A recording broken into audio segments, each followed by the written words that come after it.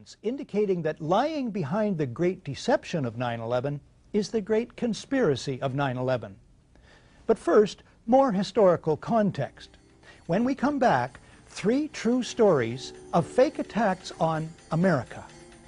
Let's find out about despotism. This man makes it his job to study these things. Well, for one thing, avoid the comfortable idea that the mere form of government can of itself safeguard a nation against despotism.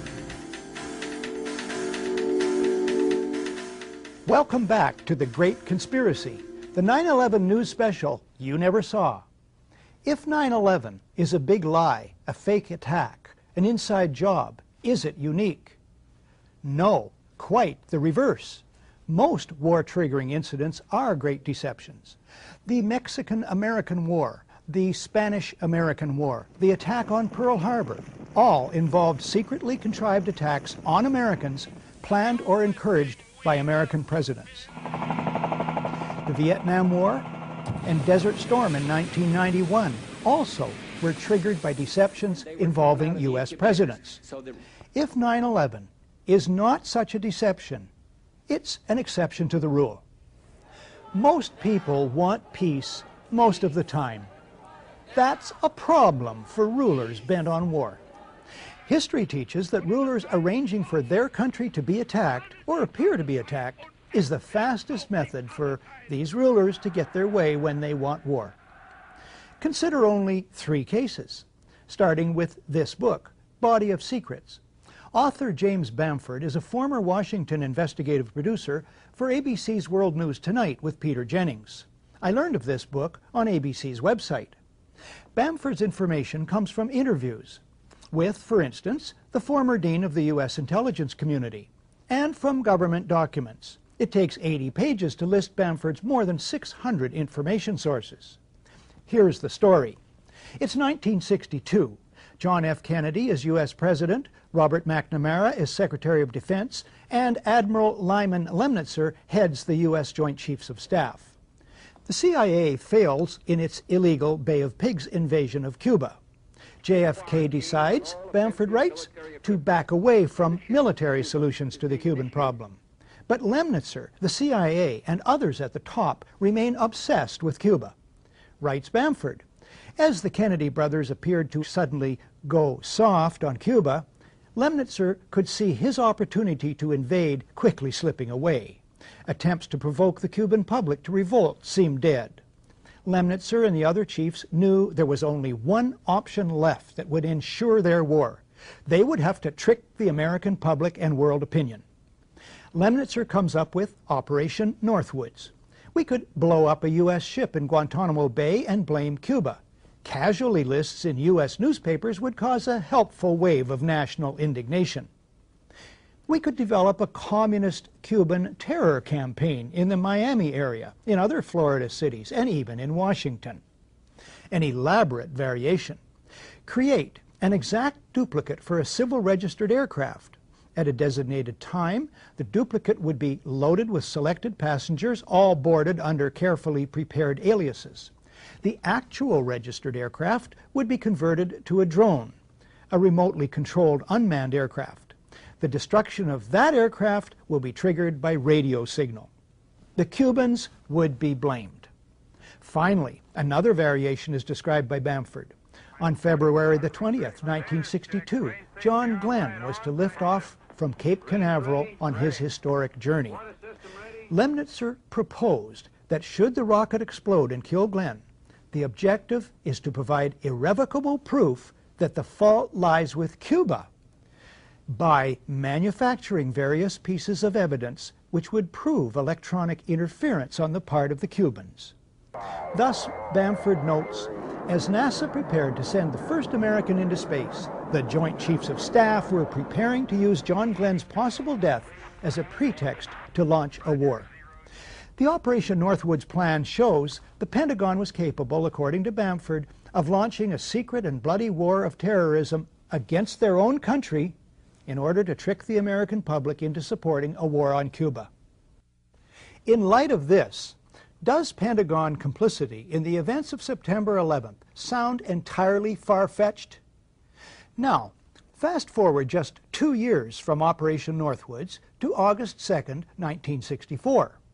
In the Gulf of Tonkin, North Vietnamese torpedo boats attack the U.S. destroyer Maddox. The Associated Press story, for some reason, is datelined Pearl Harbor. The lead: 3 PT boats, identified by Secretary of State Dean Rusk as North Vietnamese, attacked. Later, a second U.S. destroyer is attacked, according to news reports. Although no U.S. sailor suffers a scratch, the American public is outraged. President Lyndon Johnson goes on television to ask the country to support war action.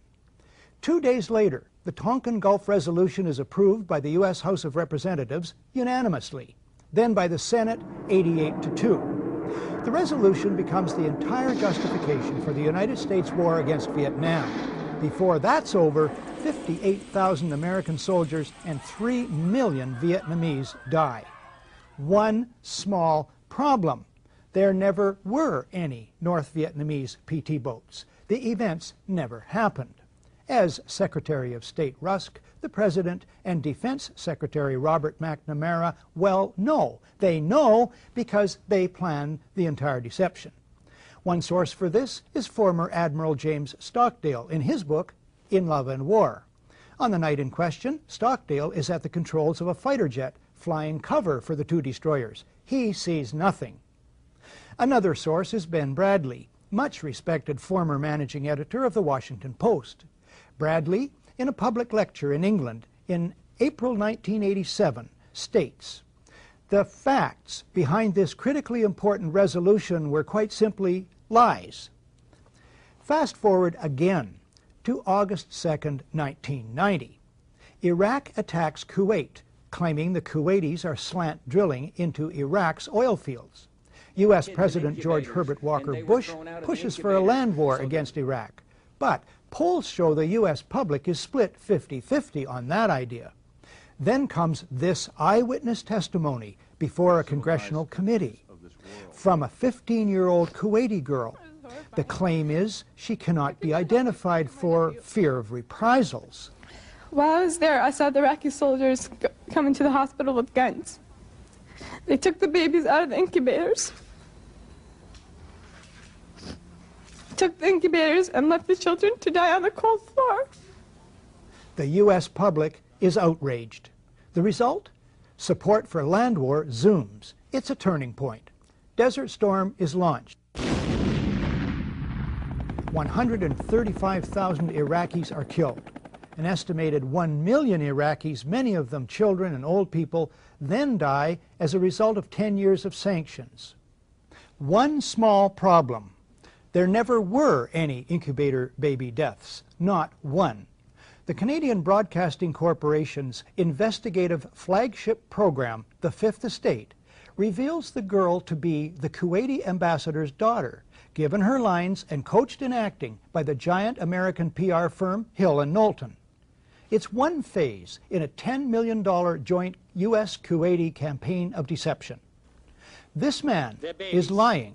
I myself buried 14 newborn babies that had been taken from their incubators. This man is lying. And they had kids in incubators, and they were thrown out of the incubators so that Kuwait could be systematically dismantled.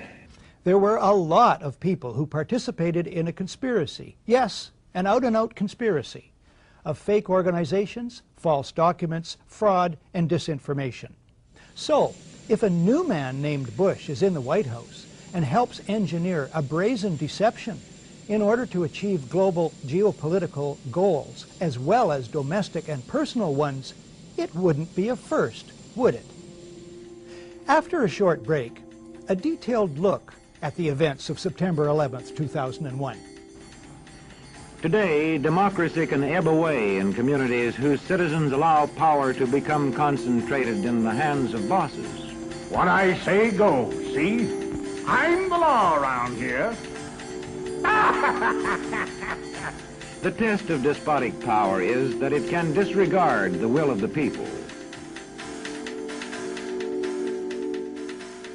Welcome back to The Great Conspiracy, the 9/11 news special you never saw. The events of 9/11 begin with aircraft going wildly off course. Incredibly, despite radar tracking for almost 2 hours, the whole of the mighty U.S. Air Force goes AWOL that morning. It's a mind-bending anomaly. Not a single U.S. Air Force interceptor turns a wheel until it's too late.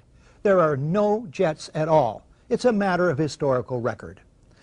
That could happen only 2 ways. Either it was staggering multiple simultaneous coincidental incompetence at all levels in many agencies defying known laws of averages, a 54 million to 1 chance, which is the 9/11 Commission official story. There's another explanation. The U.S. Air Force is neutralized by design. The evidence indicates this is about a 1 to 1 chance. Standard procedures for dealing with aviation emergencies of all kinds have been in place and have worked for years. David Ray Griffin is the author of The New Pearl Harbor, the most widely respected critique of the official story of 9/11. He quotes the Federal Aviation Authority's Aeronautical Information Manual, Official Guide to Basic Flight Information and Air Traffic Control, ATC, Procedures. It states, if you are in doubt that a situation constitutes an emergency or potential emergency, handle it as though it were an emergency. As for the military, the guiding document is ACC 113-SAOC, Volume 3, U.S. Air Defense Command and Control Operations. At the top of the first page, it reads, compliance with this order is mandatory. The first paragraph reads, in part, the ADC, Air Defense Command, is to provide North American Aerospace Defense Command with the means to detect, monitor, identify, intercept, report, and if necessary, destroy any airborne object that may pose a threat to North America in the fulfillment of the Tactical Threat Warning Attack Assessment and to provide such information to collateral missions of NORAD. Michael Rupert, a former Los Angeles Police Department detective, was the first major 9/11 skeptic and researcher in the world and remains one of the foremost.